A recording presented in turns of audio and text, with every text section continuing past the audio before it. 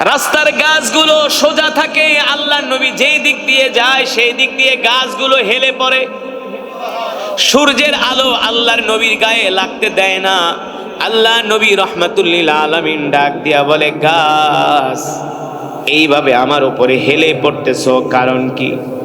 গাছ ডাক দিয়া বলে, সূর্যের আলো প্রচন্ড, এই আলো আপনার মাথায় লাগলে, গায়ে লাগলে আপনার কষ্ট হবে, এই কারণে আপনার সম্মানে আমরা গাছ আপনার দিকে হেলে পড়ছি যাতে করে সূর্যের আলো না লাগে।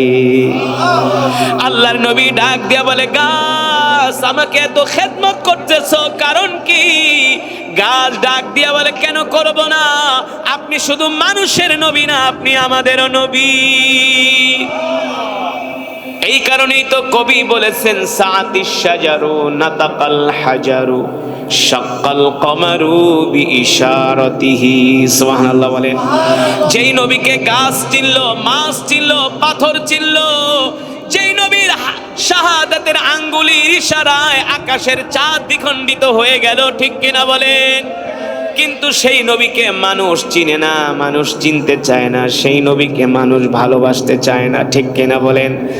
অথচ আল্লাহ তাআলা বলতেছেন, আমি আল্লাহ তোমাদেরকে যেই নবী দিয়েছি, তোমাদের জন্য যেই নবী পাঠাইছি, যদি তোমরা আমাকে পেতে চাও আগে তোমরা তোমাদের নবীকে ভালোবাসো, ঠিক কিনা বলে? এবার সাইয়েদনা আবু বকর বলেন, অনেক দিন সফর করার পরে আল্লাহর নবী আমাকে ডাক দেয়া বলে, ইয়া আবা বকর আনা আতশানুন জিদ্দান আনা জাইউন জিদ্দান। আবু বকর, প্রচন্ড ক্ষুধা লেগেছে, আপনার কাছে কোনো খাবার দাবার আছে কিনা? সাইয়েদনা আবু বকর বলে, ওগো আল্লাহর নবী, আমার কাছে কোনো খাবার নাই। আল্লাহর নবী বলে, আবু বকর, খাবার না থাকুক কোনো পানি আছে কিনা? সাইয়েদনা আবু বকর বলে, না না না, আমার কাছে কোনো পানিও নাই।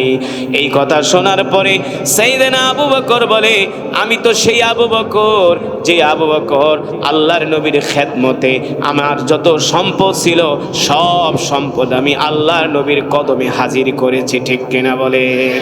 কিন্তু আল্লাহর নবী এখন আমার কাছে খাবার চায়, আমি খাবার দিতে পারি না। আল্লাহর নবী আমার কাছে কি চায়?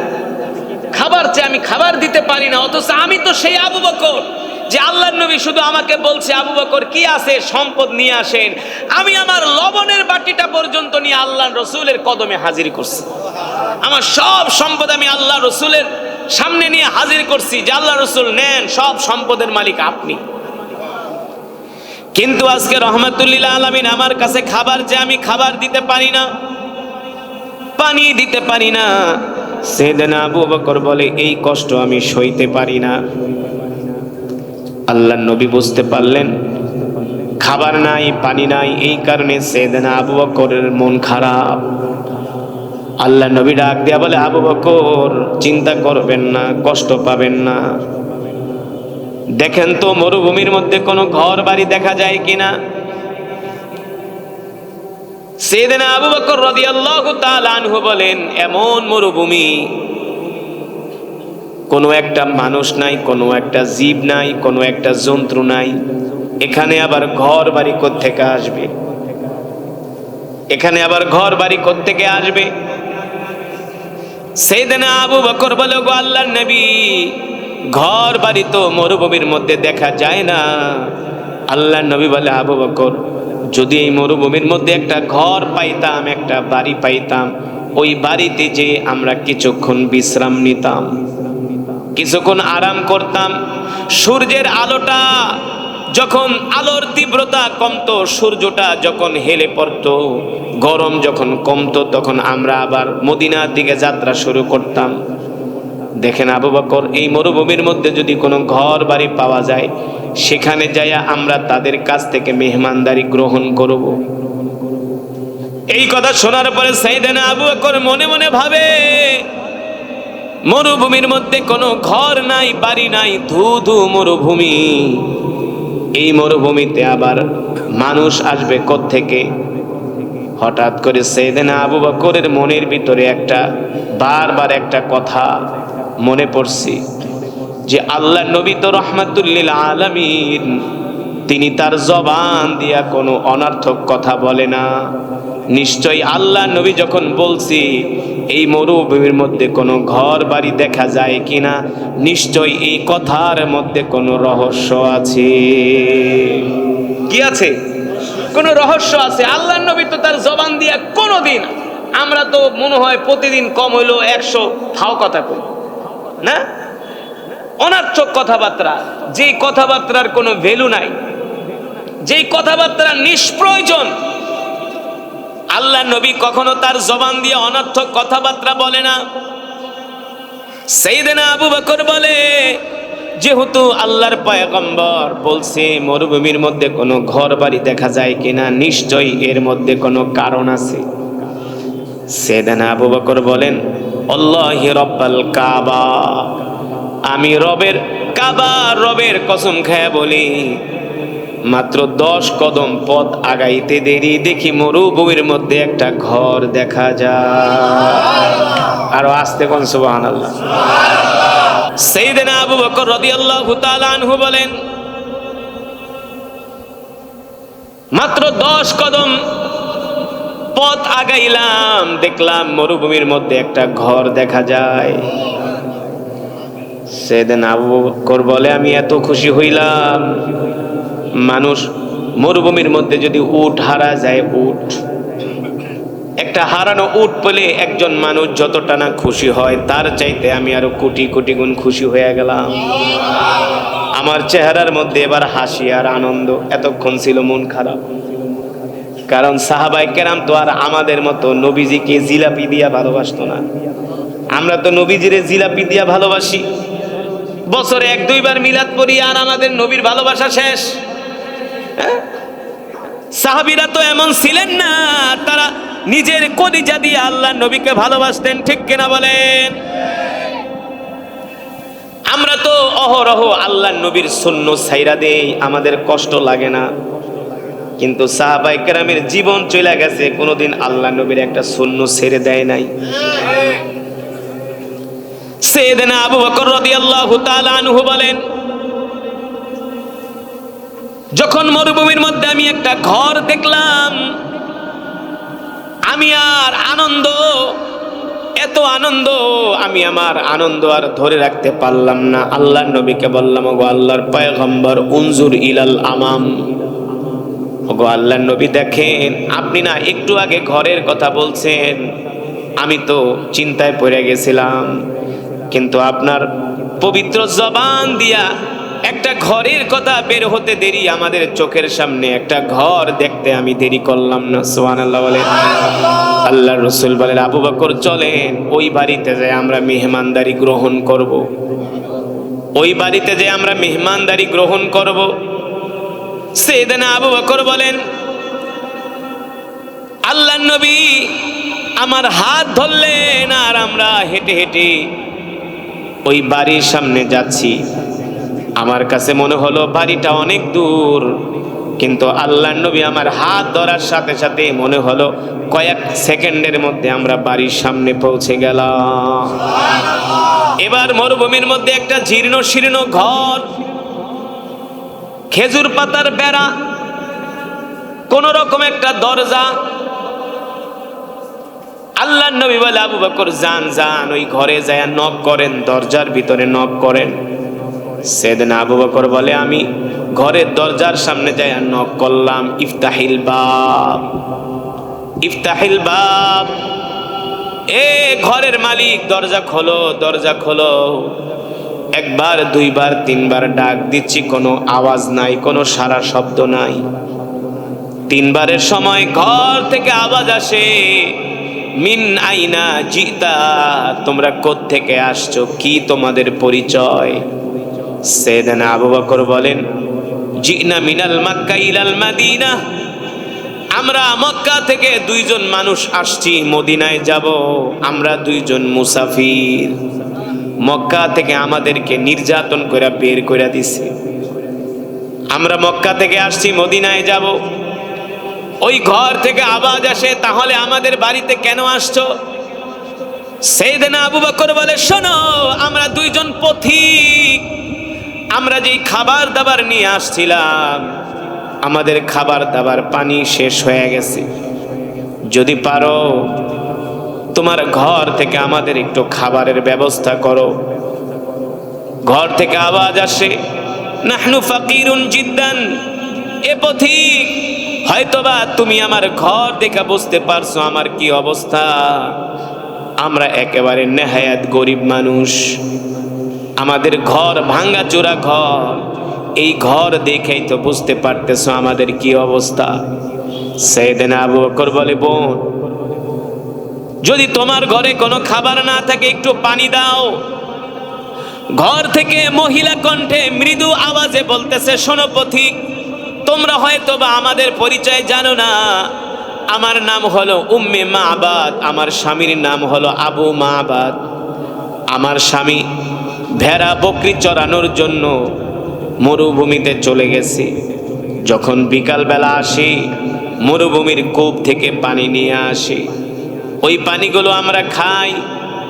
আর আমাদের ভেড়া বকরিগুলো দুধ দেয়, সেই দুধ আমরা পান করি। আর সামান্য কিছু খাবার, খেজুর ঠেজুর খেয়ে আমরা আমাদের দিনাতিপাত করি। এইভাবেই আমাদের জীবন চলে। পথিক, তোমরা কষ্ট পেও না, আমাদের গনে কোনো খাবার নাই। এই কথা শোনার পরে সাইয়েদনা আবু বকর বলে, আমার মন আরো খারাপ হয়ে গেল। যাই একটা বাড়ি পাইছিলাম, ঘর পাইছিলাম, কিন্তু ওরাও গরিব মানুষ, খাবার দাবার নাই। সাইয়েদনা আবু বকর বলে, আমার এত মন খারাপ হয়ে গেল। আল্লাহ নবী ডাক দিয়া বলে, আবু বকর, মন খারাপ করবেন না, চিন্তা করবেন না। আমাদের রিজিকের মালিক দুনিয়ার কোনো মানুষ নয়, আমাদের রিজিকের মালিক হলেন আল্লাহ। সুবহানাল্লাহ বলেন। ওমাইয়া তাওয়াক্কাল আলাল্লাহি ফাহুয়া হাসবু। আল্লাহ তাআলা বলে, যে আল্লাহর উপরে ভরসা করে আল্লাহ তার জন্য যথেষ্ট হয়ে যায়। ঠিক কিনা বলে? আপনি যদি আল্লাহ তাআলার উপর ভরসা করেন, আল্লাহ আপনার জন্য এমন জায়গা থেকে রিজিকের ব্যবস্থা করবে আপনি কোনোদিন কল্পনাও করতে পারবেন না, কল্পনাও করতে পারবেন না। আল্লাহ তাআলা চাইলে মৃত গাছ থেকেও কিন্তু ফল হয়। এমন গাছ মরে গেছে, একটা মাত্র ফুল গজিয়েছে, ডাল বের হয়েছে, সেই ডালের মধ্যে কয়েকশো কাঁঠাল ধরে গেছে। ঠিক কিনা? মৃত গাছ, কলা গাছ মরে গেছে অর্ধেক, এমন একটা কলার ফুল বের হয়েছে, সেখান থেকে বড় বড় 2 ফানা কলা বের হয়েছে। সব সম্ভব কার দ্বারা? আরো জোরে বলেন, কার দ্বারা? সাইয়েদনা আবু বকর বলে, আল্লাহ রাসূল বলে, আবু বকর মন খারাপ করবেন না, আমাদের রিজিকের ব্যবস্থা করবে আল্লাহ তাআলা। আল্লাহ নবী তাকায় দেখে ওই উম্মে মাবাদের ঘরের সামনে একটা বকরি বাঁধা। কি বাঁধা? বকরি। আল্লাহ নবী চিন্তা করলেন, ওর ঘরে যত খাবার নাই, পানিও নাই, কিন্তু বকরি তো একটা বাঁধা আছে। যদি অনুমতি দেয় তাহলে আমরা বকরি থেকে একটু দুধ দহন করে 2 জনে পান করি, তাও তো পানির পিপাসাটা নিবারণ হবে। বুঝেন নাই? আল্লাহ নবী বলে, আবু বকর দেখেন, ওই যে উম্মে মাবাদের ঘরের সামনে একটা বকরি বাঁধা আছে, যান যান উম্মে মাবাদ থেকে অনুমতি নেন। যদি উম্মে মাবাদ অনুমতি দেয়, আমরা ওই বকরি থেকে দুধ দয়া 2 জনে পান করব, আমাদের পিপাসা নিবারণ করব, আমরা নিজেরাও পান করব, ওদেরকেও আমরা দিব। সাইয়েদনা আবু বকর উম্মে মাবাদের ঘরের সামনে যায় বলে, বোন, তোমাকে আমি একটা রিকোয়েস্ট করব, তোমাকে একটা অনুরোধ করব। আমরা 2 জন তো মুসাফির পথিক, তোমার ঘরে তো খাবার নাই, পানি নাই, তোমার ঘরের সামনে তো একটা বকরি বাঁধা আছে। তুমি যদি অনুমতি দাও তাহলে আমরা এই বকরি থেকে একটু দুধ দোয়া 2 জনে পান করি, আমরাও খাবো, তোমরাও খেও। এই কথা শোনার পরে উম্মে মাবাদ ঘর থেকে বলে, পথিক, হয়তোবা তোমরা জানো না, আমাদের ঘরের সামনে যেই বকরিটা বাঁধা আছে, এই বকরি হলো একটা অসুস্থ বকরি, দুধ দেয় না, প্রতিবন্ধী, হাঁটতে পারে না, চলতে পারে না। এই কারণে ওকে আমরা মাঠেও নিয়ে যাই না, কারণ হাঁটতেই পারে না, দুধ দিবে কোত্থেকে? এই কথা শোনার পরে আল্লাহর নবী বলে, আবু বকর, আপনি শুধু উম্মে মাবাদ থেকে অনুমতি আনেন, দুধ দোয়ানোর দায়িত্ব আমার। কে বলছেন? আল্লাহ রাসূল বলে, আবু বকর, আপনি শুধু দুধ দোয়ানোর অনুমতি আনেন, ওই বকরি থেকে দুধ দোয়ানোর দায়িত্ব আমার, শুধু উম্মে মাবাদ আমাদেরকে অনুমতি দেখ। মহিলা মানুষ একবার দুইবার তিনবার বলার পরে বলে, পথিক আমার কথা কি তোমাদের বিশ্বাস হয় না?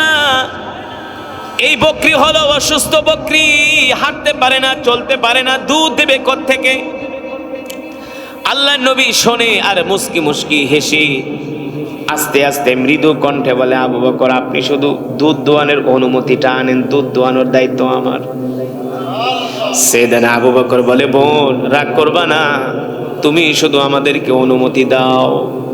মহিলা মানুষ রাগ করে বলে, ঠিক আছে যাও, পারলে দুধ দোয়ায়া খাও, আমাদের কোনো আফসোস নাই। আল্লাহ নবী বলে, আবু বকর দুধ যে দোয়াবেন রাখবো কিসের মধ্যে, একটা পাত্র আনেন। সাইয়েদনা আবু বকর বলে, বোন রাগ করবেন না, একটা পাত্র দেন। মহিলা মানুষ ঘর থেকে একটা ছোট একটা পাত্র দিয়েছে, দালবুন সাগীরুন। আল্লাহ নবী ছোট পাত্রর দিকে তাকায়া মুস্কি মুস্কি হাইসা বলে, আবু বকর এত ছোট পাত্রতে কিন্তু হবে না, আরো বড় পাত্র লাগবে। সাইয়েদনা আবু বকর বলে, বোন তুমি তো খালি কথায় কথায় রাগ করো, তুমি যে ছোট পাত্র দিছো এই ছোট পাত্রে হবে না, ঘর থেকে একটা বড় পাত্র দাও। এবার মহিলা আরো রাগ করছে, তোমাদেরকে বুঝাইতেই পারি না, একে তো অসুস্থ বকরি দুধ দেয় না, আবার খালি বড় পাত্র। আরে তোমরা কারা? এই কথা বইলা মহিলা রাগ কইরা ঘর থেকে একটা বড় পাত্র দিছে। কি করছে? এবার মহিলার একটু সন্দেহ হলো, যেই দুইজন লোকের সামনে আমি সাথে এত কথা বলতেছি আসলে তারা কারা? তাদেরকে আমার একটু দেখা দরকার, তাদেরকে আমার একটু দেখা দরকার। উম্মে মাবাদ বলে, আমার মনের মধ্যে একটা কৌতূহল জাগলো, একটা সন্দেহ জাগলো। এত সুন্দর করে বিনয়ের সাথে ভদ্রতার সাথে আমার সাথে কথা বলে, আমি একজন একা মহিলা বাড়িতে, কোনো ভালো মানুষ ছাড়া তো এত সুন্দর করে কথা বলবে না, কারণ মরুভূমির মধ্যে তো থাকে ডাকাতের দল। উচিত তো ছিল তারা এসে আমার বাড়িতে আক্রমণ করবে, যা আছে সব ছিনায় নিয়ে যাবে, কিন্তু এত সুন্দর করে মৃদু কণ্ঠে কথা বলে, আসলে লোকগুলো কারা আমি একটু দেখি। উম্মে মাবাদ বলে, আমি আমার ঘরের দরজাটা একটু ফাঁকা করে বাইরের দিকে তাকাইলাম, আমার চোখের নজর যে পড়ল আল্লাহর পয়গম্বর যুবক মুহাম্মদ সাল্লাল্লাহু আলাইহি সাল্লামের দিকে। আমি আমার চোখ দিয়া এক নজর যখন আল্লাহর নবীকে দেখলাম, আমার কাছে মনে হলো আজকে আমার বাড়িতে কোনো মানুষ না, মনে হয় আকাশের পূর্ণিমার চাঁদ উদিত হয়েছে। আর জোরে বলেন সুবহানাল্লাহ। আল্লাহ রাব্বুল আলামিন সে কথাই কোরআনুল কারীমের মধ্যে বলেন, ওয়ামা আরসালনাকা ইল্লা রাহমাতাল লিল আলামিন। আল্লাহু আকবার। আল্লাহ তাআলা বলেন, লাকাদ জাআকুম রাসূলুম মিন আনফুসিকুম আজিজুন আলাইহি মা আনিতুম হারিসুন আলাইকুম বিল মুমিনিনা রাউফুর রহিম। আল্লাহু আকবার। এ দুনিয়ার মানুষ, আমি আল্লাহ তোমাদের মধ্য থেকে তোমাদের জন্য এমন একজন নবী পাঠাইছি, যে নবী কিনা তার জীবনের চেয়েও তোমাদেরকে ভালোবাসে। আল্লাহু আকবার। আর সেই নবী হলেন তোমাদের জন্য রহমত, সেই নবী হলেন তোমাদের জন্য বরকত। আল্লাহু আকবার। উম্মে মাবাদ বলে, আমি ঘরের দরজা ফাঁকা কইরা এক নজর আমি আল্লাহর নবীর দিকে তাকাইলাম, তার চেহারা দেখার পরে আমি অবাক হয়ে গেলাম, পৃথিবীর মানুষের চেহারা এত সুন্দর হতে পারে না। উম্মে মাবাদ বলে, আমি যুবক মুহাম্মদ সাল্লাল্লাহু আলাইহি সাল্লামের চোখগুলো তাকায় তাকায় দেখতেছি, তার গালগুলো দেখতেছি, তার হাতগুলো দেখতেছি, তার চুলগুলো দেখতেছি, এত সুন্দর এত সুন্দর। আল্লাহু আকবার। আমার শুধু মনে হয় তার চোখের দিকে, তার চেহারার দিকে তাকায় আমার কলিজা ঠান্ডা হয়ে গেছে। এত সুন্দর তার চেহারা, এত সুন্দর তার গঠন, এত সুন্দর তার আকৃতি। উম্মে মাবাদ বলে, তার চেয়েও তার ব্যবহার আরো সুন্দর। জোরে বলেন সুবহানাল্লাহ। এত সুন্দর করে ফিস ফিস করে মৃদু কণ্ঠে কথা বলে। উম্মে মাবাদ বলে আমি তার কথার মধ্যে, তার ব্যবহারের মধ্যে এমন মাধুর্যতা পেয়েছি, আমি আবেগ আপ্লুত হয়ে গেছি, আমি তার ব্যবহারে মুগ্ধ হয়ে গেছি। এবার উম্মে মাবাদ ঘর থেকে বলে, পথিক নেও নেও, বালতি নাও, আরো যদি চাও আরো দিব, শুধু বকরির দুধ দোয়ানি না, তোমরা যদি চাও আমার বকরিটাকে তোমরা জবাই করে খেয়ে ফেলতে পারো, আমার কোনো আফসোস নাই, আমার কোনো আফসোস নাই। উম্মে মাবাদ বলে, আল্লাহর পয়গম্বর আমার বাড়িতে ঢোকার সাথে সাথে আমার বাড়ি থেকে জান্নাতের ঘেরান বের হওয়া শুরু করছে। কারণ বাড়িতে আসছে কে? রহমাতুল লিল আল্লাহর নবীর শরীর মোবারক থেকে জান্নাতের খুশবুর ঘেরান বের হচ্ছে। উম্মে মাবাদ বলে, আমি দেখতেছি আল্লাহ নবীর শরীর মোবারক থেকে ঘাম ঝরতেছে, ঘাম, এক একটা ঘামের ফোঁটা আমার কাছে মনে হয় মণিমুক্তার মতো চিকচিক করতেছে। আমি তার চেহারা দেখা পাগল হয়ে গেছি। আমি বলি, পথিক এবার তোমরা চাইলে আমার বকরি খায়া ফেলাও। সেদিন আবু বকর বলে, দরকার নাই, তুমি বালতি দাও।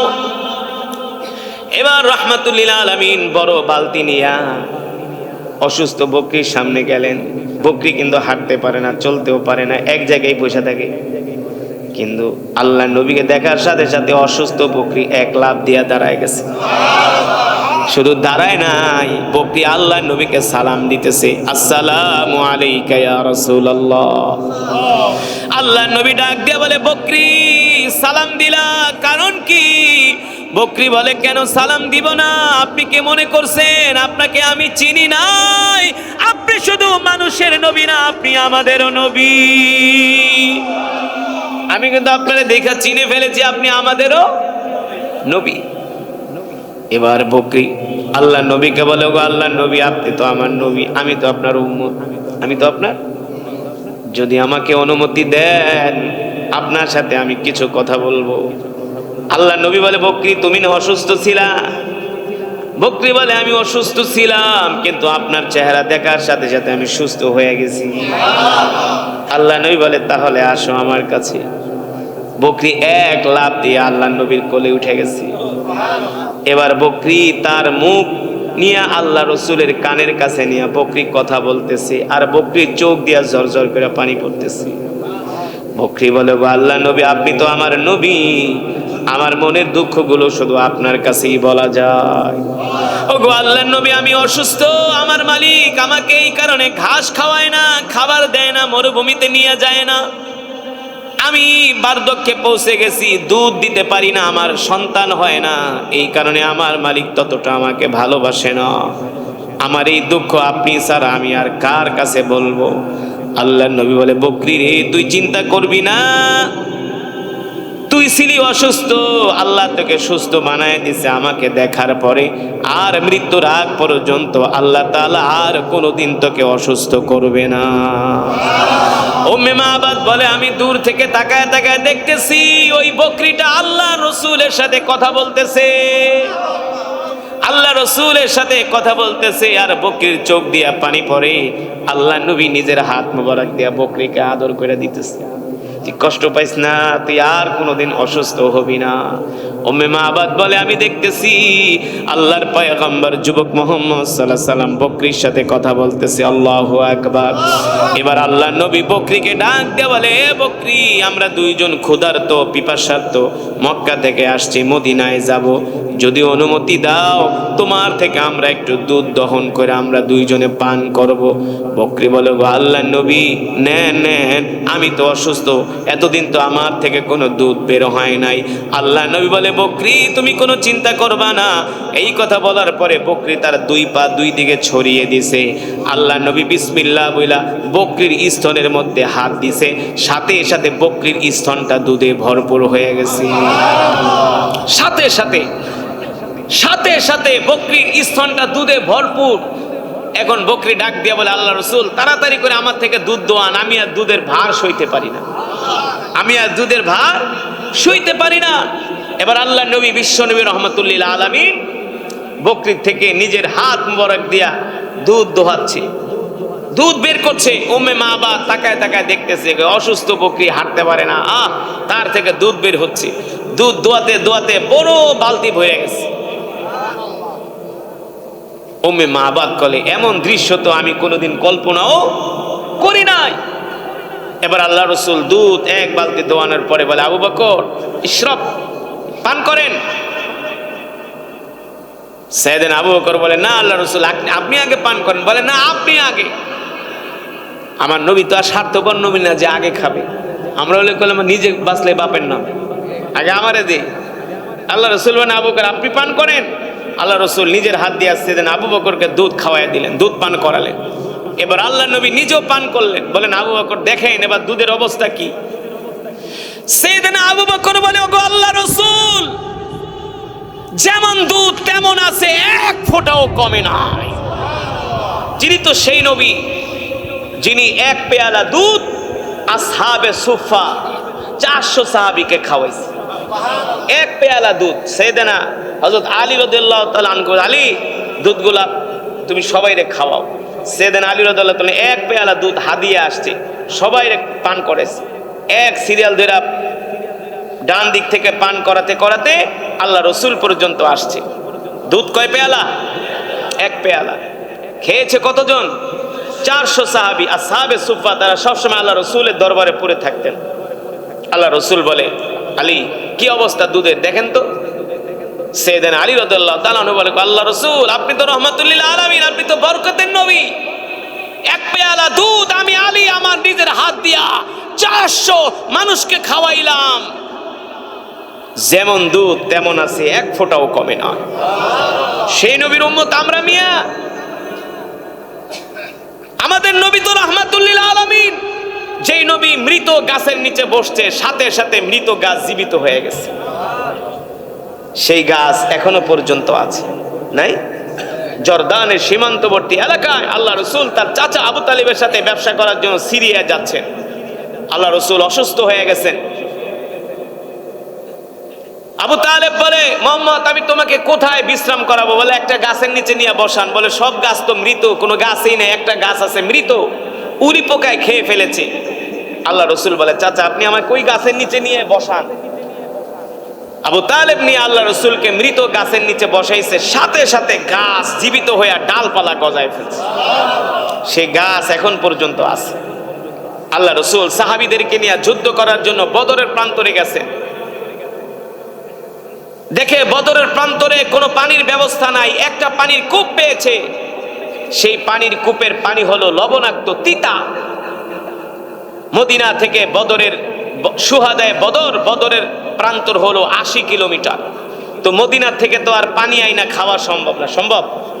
আর ওই 1450 বছর আগে যাদের কাছে পানির কূপ থাকতো তারাই যুদ্ধে জিতত, কারণ যুদ্ধ করতে পানি লাগে, আবার প্রচন্ড রৌদ্র, সূর্যের তাপ, মরুভূমির বালু গরম হয়ে যায়, পানি ছাড়া বিকল্প কোনো পথ নাই।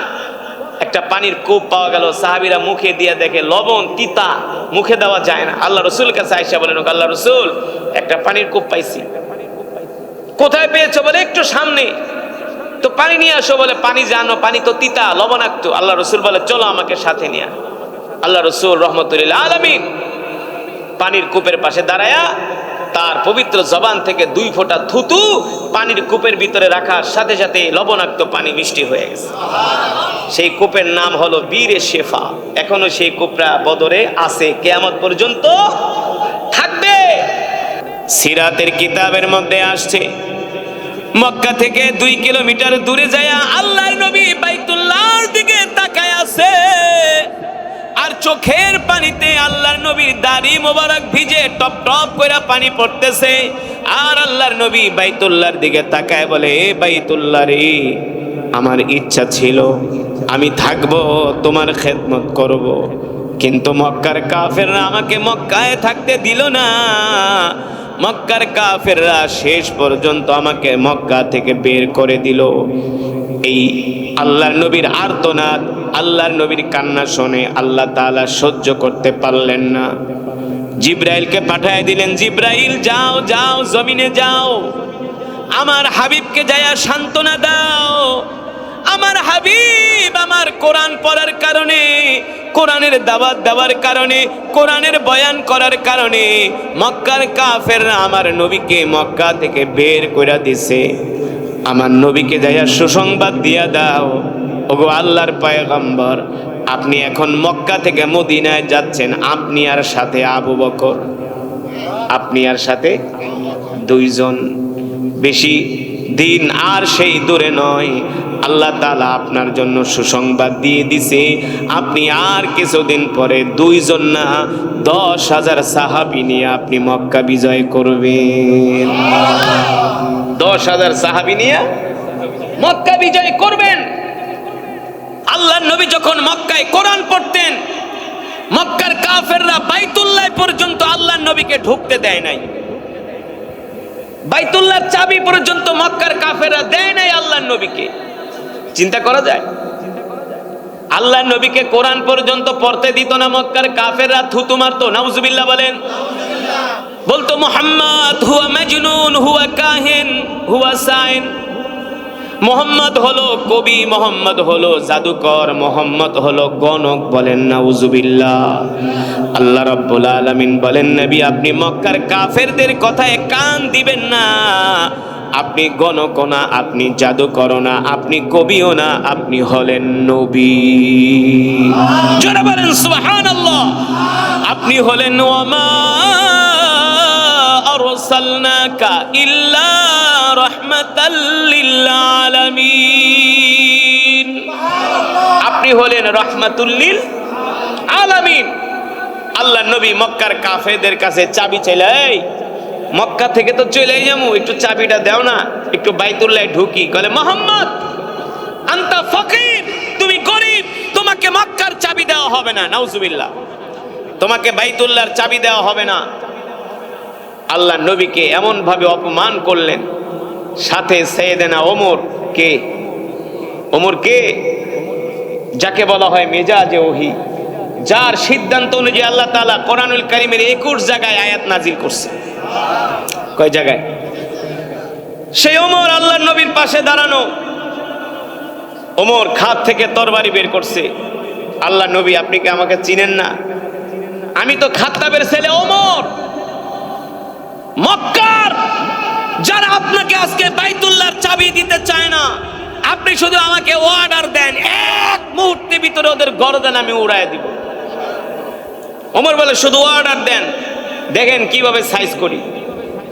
আল্লাহ রসুল বলে ওমর ইসবির ওয়ালা তাগদাব, ওমর ধৈর্য ধরো, রাগ করো না, সবর করো, সবর করো ওমর। হযরত ওমর বলে সব মানা যায়, আল্লাহ রসুলকে বাইতুল্লাহর চাবি দিবে না এটা ওমর মানতে পারে না।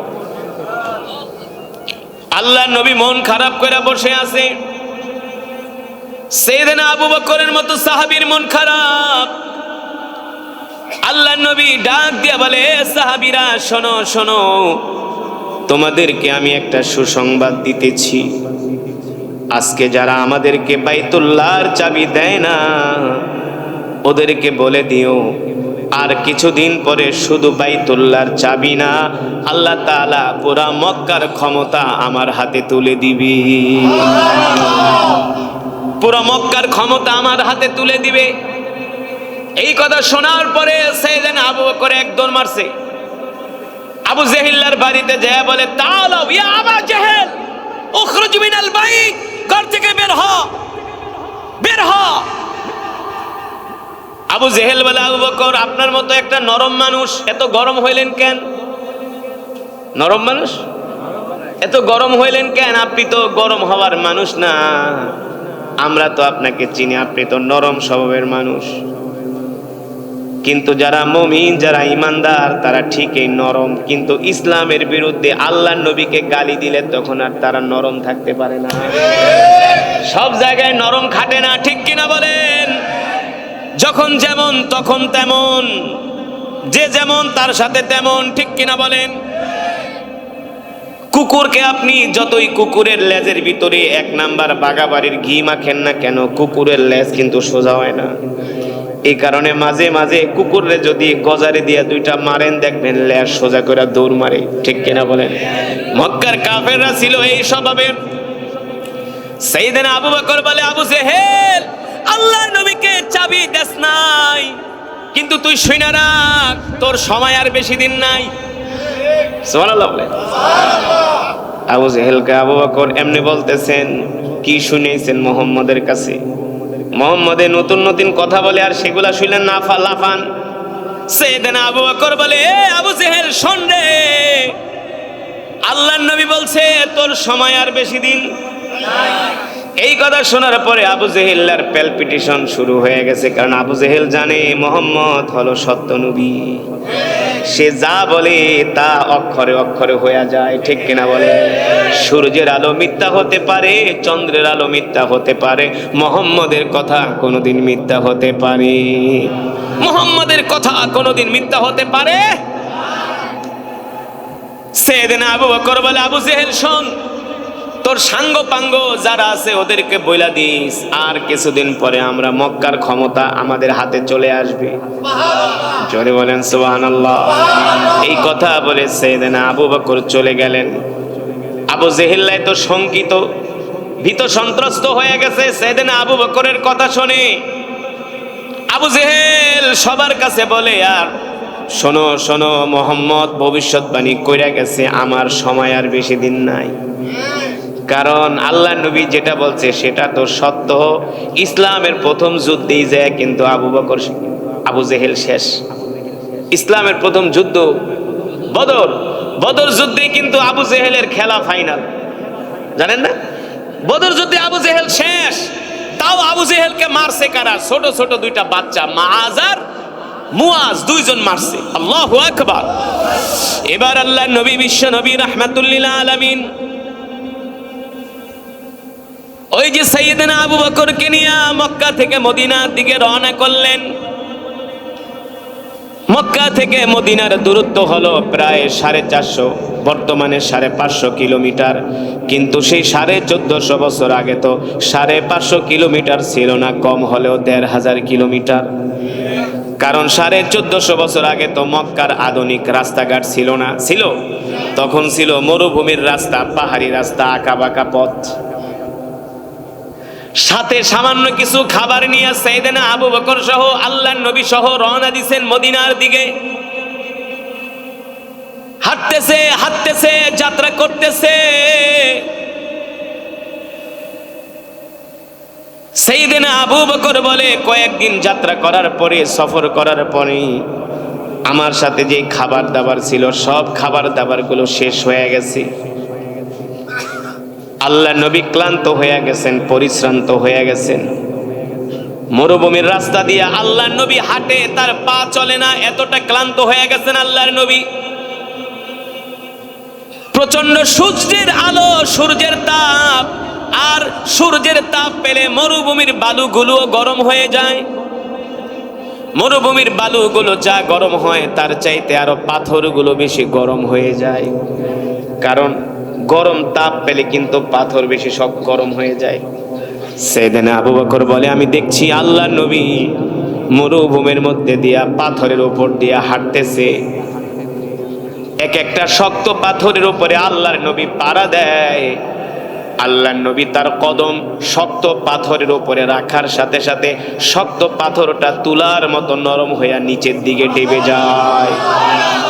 তুলার মতো নরম হইয়া শক্ত পাথরটা একেবারে তুলার মতো নরম হইয়া নিচের দিকে ডেবে যায়। আল্লাহ নবী ডাক দিয়া বলে, পাথর শিলা শক্ত, কেন তুলার মতো নরম হয়ে গেলা? পাথর ডাক দিয়া বলে, আপনি কি মনে করছেন আপনাকে কি আমরা চিনি নাই? আপনি কি মনে করছেন আপনাকে কি আমরা চিনি নাই? আপনি শুধু মানুষের নবী না, আপনি হলেন রাহমাতুল লিল আলামিন। আল্লাহু আকবার। আপনি আমাদেরও নবী। পাথর বলে, আপনি আমাদেরও নবী, আপনি শুধু মানুষের নবী না, আপনি শক্ত পাথরে পাড়া দিবেন, আপনার কষ্ট হবে, এই কারণে আপনার সম্মানে আমি শক্ত পাথর তুলার মতো নরম হয়ে গেছি। সাইয়েদনা আবু বকর বলেন, আল্লাহ নবী শক্ত পাথরে পাড়া দেয়, ওই পাথরগুলো নরম হয়ে যায়। কিন্তু আমি আবু বকর পাথরে পাড়া দিলে তো পাথর নরম হয় না। এতে করে আমার আর বুঝতে বাকি রইল না, তিনি তো আল্লাহর নবী, আমি তো আর নবী না, ঠিক কিনা বলেন? এবার রাস্তার গাছগুলো দেখে আল্লাহর নবীকে সালাম দেয়। আমি আপনাদের সামনে যে কোরআনুল কারীমের তেলাওয়াত করলাম, আজকে সেই কোরআন পর্যন্ত আমরা পড়ি না, শিখি না। কিন্তু সাহাবায়ে কেরাম কেমন ছিলেন, এই কোরআনের জন্য তারা জীবন দিয়েছেন, ঠিক কিনা বলে? এই কোরআনের জন্য সাহাবীরা রক্ত দিয়েছেন। এই কোরআনের কথা বলার কারণে আল্লাহর নবীকে উহুদের ময়দানে দান মোবারক শহীদ করতে হয়েছে। এই কোরআনের কথা বলার কারণে তায়েফের ময়দানে তায়েফের কাফেরেরা আমার নবীকে মারতে মারতে বেহুশ করে ফেলেছে। আর আমরা সেই নবীর উম্মত হইয়া আজকে আমরা কোরআন পড়ি না, আজকে আমরা নামাজ পড়ি না, আজকে আমরা আল্লাহর দ্বীন মানি না, আজকে আমরা আর রাসূলের তরিকা মানি না। আজকে মুসলমানের সন্তানরা দাঁড়ায় দাঁড়ায় পেশাব করে, ঠিক কিনা বলেন? অথচ আল্লাহর নবী, বিশ্ব নবী রাহমাতুল লিল আলামিন এই কোরআনের দাওয়াত দেওয়ার কারণে মক্কার কাফেররা এমন কোন জুলুম নাই, এমন কোন নির্যাতন নাই আমার নবীর উপরে করে নাই, এমন কোন অত্যাচার নাই মক্কার কাফেররা আমার নবীর উপরে করে নাই। কিন্তু আল্লাহর নবী, বিশ্ব নবী রাহমাতুল লিল আলামিন এক মুহূর্তের জন্য কোরআনের দাওয়াত ছেড়ে দেয় নাই। শেষ পর্যন্ত আল্লাহর নবী এই কোরআনে দাওয়াত দেওয়ার কারণে মক্কার কাফেররা আল্লাহর নবীকে শেষ পর্যন্ত মক্কা থেকেও বের করে দিয়েছে। নিজের জন্মভূমি, বাপ দাদার ভিটা, বাপ দাদার ভিটা, নিজের জন্মভূমি মক্কা থেকে মক্কার কাফেররা আল্লাহ রাসূলকে বের করে দিয়েছে। আপনাদের কাছে আমার প্রশ্ন, আপনাকে আমাকে যদি কেউ বাপ দাদার ভিটা থেকে তাড়ায়া দেয়, আমাদের কেমন লাগবে? কেমন লাগবে? শুধু খারাপ লাগবে না, কতটা যে খারাপ লাগবে এটা পৃথিবীর কোনো অভিধান দিয়ে বোঝানো যাবে না, পৃথিবীর কোনো ভাষা দিয়ে বোঝানো যাবে না। আপনার যেখানে জন্ম, আপনি যেখানে জন্ম হয়েছেন, যেই মাটির সাথে আপনার নারীর টান, কিসের টান? আপনি যদি মিয়া গুলশানেও যায় যদি আপনি 24 তলার ভিতরে থাকেন, এই গ্রামের মাটি বছরে 1-2 বার না পারাইলে আপনার শান্তি লাগবে না। কথা কন, শান্তি লাগে না? আমি যেই মসজিদে জুমা পড়াই, আমার মসজিদটা বানাইছে 150 কোটি টাকা দিয়ে। কত কোটি? তো যে লোক 150 কোটি টাকা দিয়ে মসজিদ বানায়, আর কত কোটি টাকা আছে আল্লাহ বুঝেন। আল্লাহ তাকে কত সম্পদ দিছে। প্রতি শুক্রবার ঢাকা থেকে সেই গ্রামে চলে যায়, গাজীপুরে, মাওনায়, শ্রীপুরে, অজপাড়া গ্রাম। আমি গেলে বলে, হুজুর ঢাকায় তো কত আরামে থাকি, কিন্তু ওই বাপদাদার মাটি না পারাইলে হুজুর কেমন জানি কলিজাটা ছটফট করে, শান্তি লাগে না।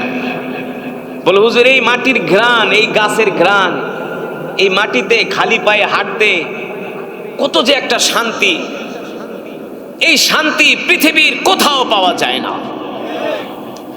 আমরা পৃথিবীর অনেক দেশে যাই, 1 সপ্তাহ, 15 দিন, 1 মাস, 2 মাস থাকার পর আর ভাল লাগে না। এই ঢাকা শহরেই ভাল লাগে, কারণ এখানেই জন্ম, এখানেই বেড়ে উঠেছি, এই মাটির সাথে একটা আত্মার টান আছে। এই কথাগুলো বোঝানোর কারণ হলো, মুসলমান,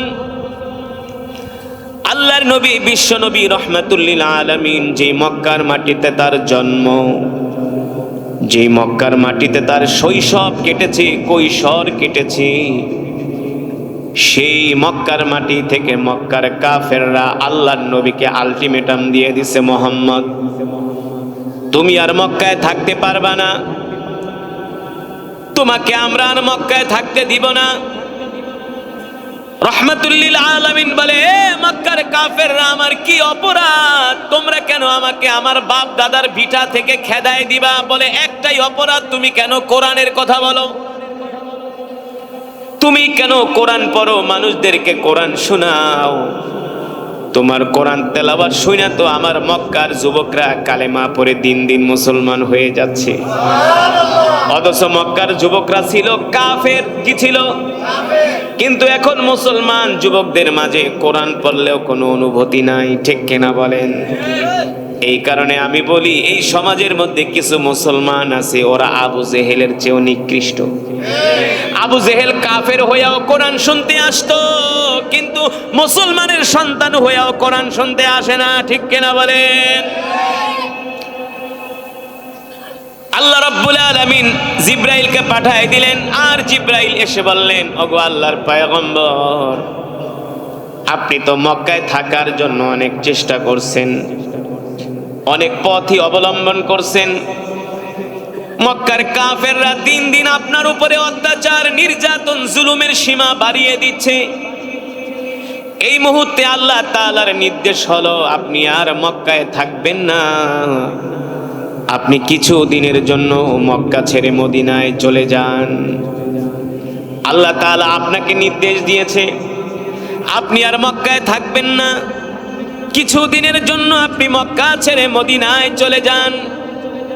আল্লাহ তাআলার নির্দেশ পেয়ে দো জাহানের বাদশা, আখিরি জামানার পয়গম্বর, ইমামুল আম্বিয়া, সাইয়্যিদুল মুরসালিন, খাতামুন নবিয়্যিন, আল্লাহ নবী মক্কা থেকে হিজরত করে এবার মদিনার দিকে রওনা শুরু করবেন। সাথে সাইয়েদানা আবু বকর রাদিয়াল্লাহু তাআলা আনহুকে নিয়ে আল্লাহর নবী মনের দুঃখে মক্কা থেকে বের হয়ে গেলেন। জন্মভূমি, মাতৃভূমি ছেড়ে আল্লাহর নবীর যেতে মন চায় না। বারবার আল্লাহর নবী মক্কার দিকে তাকায়, বাইতুল্লাহর দিকে তাকায়, আর আল্লাহর নবীর চোখ দিয়া ঝরঝর করে পানি পড়ে। অথচ মুসলমান আল্লাহর বান্দারা, আমি যে কোরআনুল কারীম থেকে তেলাওয়াত করেছি, আল্লাহর নবী, বিশ্ব নবী রাহমাতুল লিল আলামিনকে আল্লাহ তাআলা বলেন, নবী আপনি দুনিয়ার মানুষদেরকে বলে দেন, وَنُنَزِّلُ مِنَ الْقُرْآنِ مَا هُوَ شِفَاءٌ وَرَحْمَةٌ لِّلْمُؤْمِنِينَ وَلَا يَزِيدُ الظَّالِمِينَ إِلَّا خَسَارًا। আল্লাহ রাব্বুল আলামিন বলেন, নবী আমি আল্লাহ আপনার উপর যেই কোরআন নাজিল করেছি, এই কোরআন আমি মুমিনের শেফার জন্য নাজিল করেছি। এই কোরআন হলো আমাদের জন্য ঔষধ, এই কোরআন হলো আমাদের জন্য মেডিসিন, এই কোরআন হলো আমাদের জন্য শেফা। এই কথা দুনিয়ার কোন মানুষের কথা না, কোন নবীর কথা না, কার কথা? আল্লাহ তাআলা বলছেন, নবী আমি আল্লাহ আপনার উপর যে কোরআন নাজিল করেছি, এই কোরআন আমি মুমিনের জন্য ঔষধ, মেডিসিন হিসাবে নাজিল করেছি। এখন আপনাদের কাছে আমার প্রশ্ন, আমাদের সমাজের কত পার্সেন্ট মানুষ কোরআন পড়তে জানে? বলেন, কত পার্সেন্ট মানুষ কোরআন পড়ে? মুসলমান তো কোরআন পড়ে না, কোরআনের তেলাওয়াত জানে না, কোরআনের ধারে কাছেও মুসলমান নাই। ঠিক কিনা বলেন? এই যে একটা মাহফিল হচ্ছে, বছরে একবার আইসা 2-3 ঘন্টা কোরআনের মজমায় বসবে, সেটাও ধৈর্যে কুলায় না। শুক্রবারে মসজিদেও আসে, একটা 20 মিনিটে, খুতবার 5 মিনিট আগে আইসা শুধু বারবার ঘড়ির দিকে তাকায়। খুতবা বয়ান একটু লম্বা করলে ইমাম সাহেবের দিকে চোখ বড় বড় করে তাকায়। ধৈর্য নাই, ধৈর্য নাই, ধৈর্য নাই, দিনের কাজে ধৈর্য নাই। কিন্তু চায়ের দোকানে বৈশা 1 কাপ চা খায়, আর 3 ঘন্টা বৈশা বৈশা বিড়ি টানে আর বাংলা সিনেমা দেখে। সেই সময় আর ধৈর্য হারা হয় না। ঠিক কিনা বলে? এই যে আজকে সমাজের ভিতরে এত গজব, এত বালা মুসিবত, কারণ কি? বর্তমান যারা ভূগর্ভস্থ বিজ্ঞানী, তারা বলবে যে মাটির নিচের স্তর নরম হয়ে গেছে, মাটির নিচ থেকে পানি উঠানোর কারণে ভূগর্ভ নিচে চলে যাচ্ছে, এই কারণে ভূমিকম্প হচ্ছে। কিন্তু আমার আল্লাহ তাআলা কোরআনুল কারীমের মধ্যে কি বলেন? যহরাল ফাসাদু ফিল বাররি ওয়াল বাহরি বিমা কাসাবাত আইদিন নাস লিউযীকাহুম বা'দাল্লাযী আমিলু লাআল্লাহুম ইয়ারজিউন। আল্লাহ রাব্বুল আলামিন বলেন, নবী দুনিয়ার মানুষদেরকে বলে দেন, এই দুনিয়ার মধ্যে যখন গুনাহ বেড়ে যায়, অশ্লীলতা বেড়ে যায়, গান বাদ্য ঢোল তবলা মিউজিকের আওয়াজ যখন বেড়ে যায়, এই জমিনের মধ্যে জিনা ব্যভিচার যখন বেড়ে যায়, এই জমিনের মধ্যে যখন মানুষ মানুষের উপরে জুলুম করে, কথা বলেন, জুলুম হয় কি হয় না? মানুষ মানুষের উপরে জুলুম করে, মানুষের মধ্যে মানবতা থাকে না, ইনসাফ বলতে কিছু থাকে না, ঠিক কিনা বলেন? কথায় কথায় রিকশাওয়ালারে থাপ্পড় মারে, অটোওয়ালারে থাপ্পড় মারে, একটা জুতা চুররে ধইরা এলাকার সব মানুষ জনমের মতো পিটায়, কিন্তু বড় বড় চোরেরা এসি রুমের ভিতরে বসে এক এক খোঁচা দিয়া কয়েকশো কোটি টাকা কামায় নেয়। কিন্তু ওই চোরদেরকে আবার আমরা প্রধান অতিথি করি। বেচারায় যে জুতা চুরি কেন করতে গেল সেটা তুমি ইনভেস্টিগেশন করলা না। 500 টাকার একটা জুতা চুরি করার কারণে পুরা মাইরা তার হাড্ডি গুড্ডি ভাঙ্গা ফালাইলা, পঙ্গু হাসপাতালে পাঠায় দিলা। আর বড় বড় চোরেরা এসি রুমের মধ্যে বসা কোটি কোটি টাকা চুরি করে, তাদের বিচারও হয় না। এগুলো জুলুম, ঠিক কিনা বলে? এই জমিনের মধ্যে যখন জুলুম বেড়ে যায়, অন্যায় বেড়ে যায়, গুনাহ বেড়ে যায়, পাপ অশ্লীলতা বেড়ে যায়, তখন এই জমিন আর সইতে পারে না। আল্লাহ তাআলার কাছে বলে, মালিক, আপনার এই জমিনে আপনার বান্দা বসবাস করে, আপনার দেওয়া রিজিক খায়, আপনার দেওয়া অক্সিজেন গ্রহণ করে, আপনার দেওয়া সূর্যের আলোতে বেঁচে থাকে, কিন্তু আপনার হুকুম মানে না, আপনার ইবাদত করে না। এই জমিনের মধ্যে তারা অহংকার করে, দম্ভ ভরে চলাফেরা করে। মালিক গো, আমরা জমিন সইতে পারি না, একটু অনুমতি দেন, একটু অনুমতি দেন, আমরা তাদেরকে একটু সতর্ক করি, সাবধান করি, ঠিক কিনা বলে?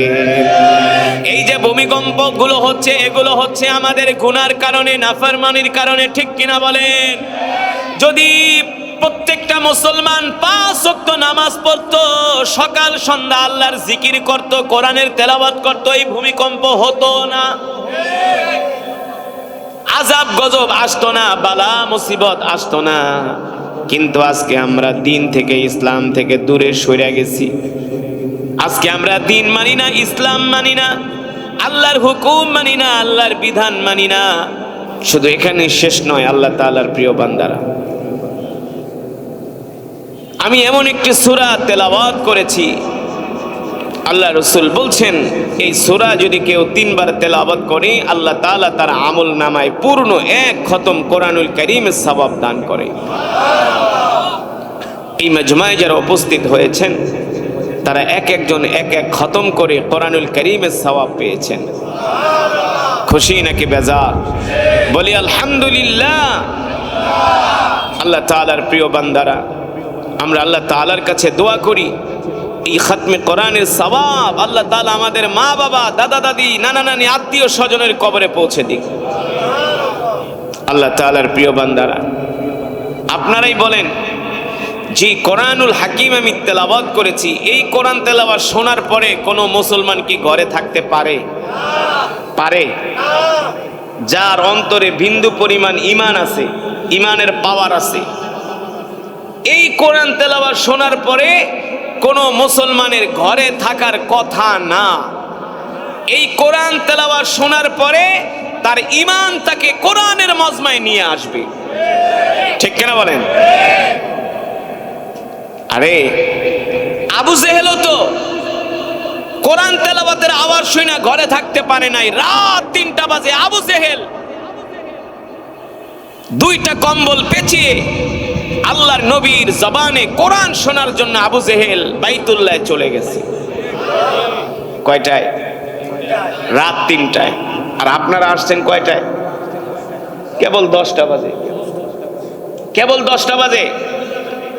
যদিও পাশে একটা মাহফিল হচ্ছে, তারপরেও যে কোরআনের তেলাওয়াত হয়েছে,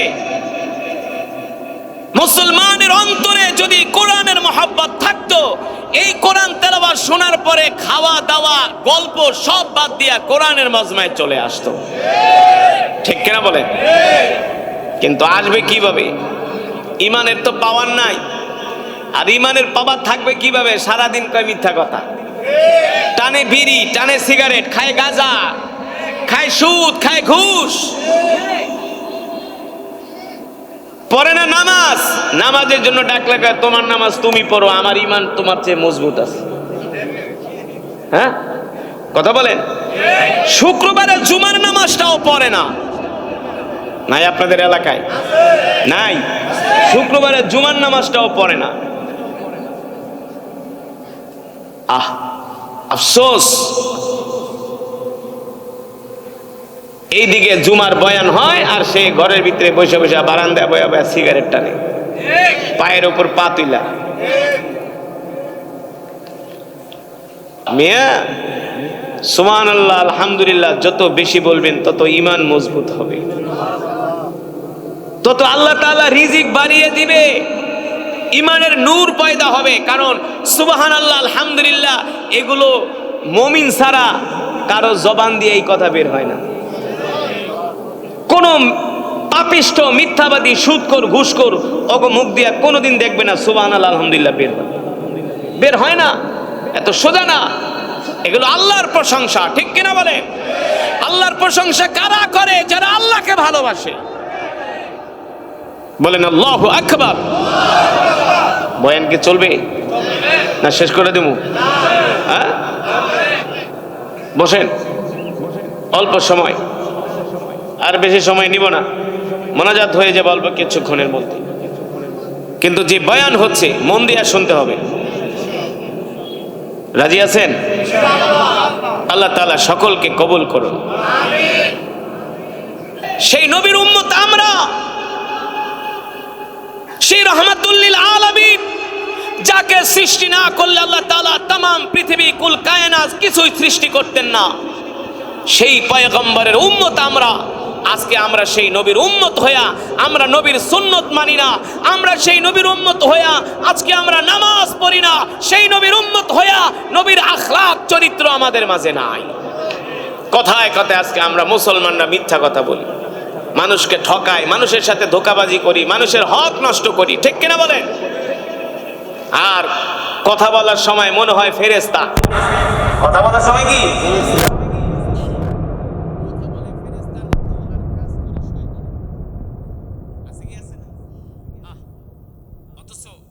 আমাদের চরিত্র হওয়া দরকার কেমন ছিল?